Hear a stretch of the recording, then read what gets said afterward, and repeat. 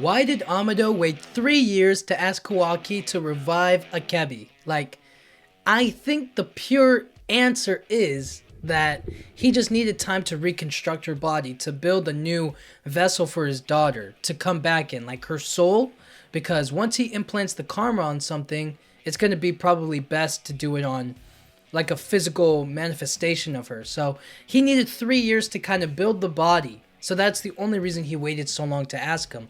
Not to mention with omnipotence and everything, it kind of was like, it stated that he knows that Kawaki, he made Kawaki, or like he kind of physically altered Kawaki and gave him the karma, but it doesn't tell us exactly when he figures it out. So it could have been like right away, or it could have taken like a little bit of time, you know? Who knows what he's really been doing behind the scenes. He remade Akebi, you know what I'm saying? He's like rebuilding his daughter, like making a new body that he can, you know, safely put her karma onto.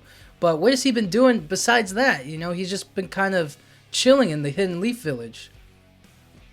Hopefully they give us a little insight to what he's been doing outside of that. But now we're just in this weird place where Amado's not going to get what he wants until Kawaki gets what he wants.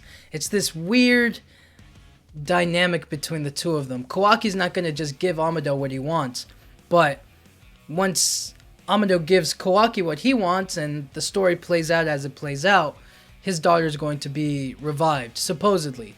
That's the idea. But there's no telling if she's going to become an Otsutsuki or not. He says it's unlikely, but now that the idea has kind of been thrown out there, like the fact that it's been put into the story gives us a clue, that a little bit of foreshadowing that it's probably going to happen. But I don't know if it's Kawaki that's going to facilitate that. Does that make sense? It's a little bit weird to understand. And we also don't know if his daughter's gonna want to come back. Like what like, imagine every single time he kept on trying to like revive his daughter. Like, he's probably messed up his daughter so much that she's kind of like, that is his daughter, right? He explained it like he rebuilt Delta in the image of his daughter. She was supposed to be his daughter, but every time he kept on trying to revive her, it just wasn't his daughter, like her personality or whatever. But what if that is his daughter? Like, what if it is? What if that legit is who she is, and he's just unable to accept that he's lost so much time, you know? His inability to accept his daughter's death is what's going to mess up everything. There has to be a time, you know? He never fully... But that's the thing with geniuses, you know? He never fully grieved his daughter's loss. He was just like, how can I get her back? How can I can do something to save her life? You know, I can give her life back. And he's not really appreciating that she's gone, and maybe she is at peace, you know what I mean? But he's not, and he's not able to, with all of his intelligence, he could do really great things, and instead he's focused on selfishness. He's not thinking about what his daughter really wants, or like what happened to her life. He's kind of just doing it for himself because he's personally grieving, but he's not doing the right way. You know what I'm saying? He's not letting it go. He's not accepting death. And that's going to be a big downfall. And that's going to lead to drastic consequences in the story. Amado's hiding something. I just don't know what he's hiding. Something's going on. It's something fishy. It's something crazy. I don't know what it is. It's difficult to explain. And I really hope it's something that is like right in front of our faces the whole time, but we just can't see it right now. So I'm interested to see what happens. I'm really curious to see where they go with him and his storyline. It's definitely one of the most intriguing because we don't know as much about it as maybe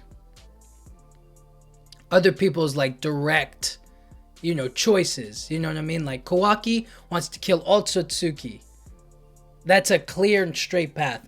Boruto has a bunch of different things he's trying to do. He's trying to save Sarada. He's trying to save Sasuke. He's trying to save his parents. He's trying to save the Hidden Leaf Village. He's trying to get, like, his life back. You know what I mean?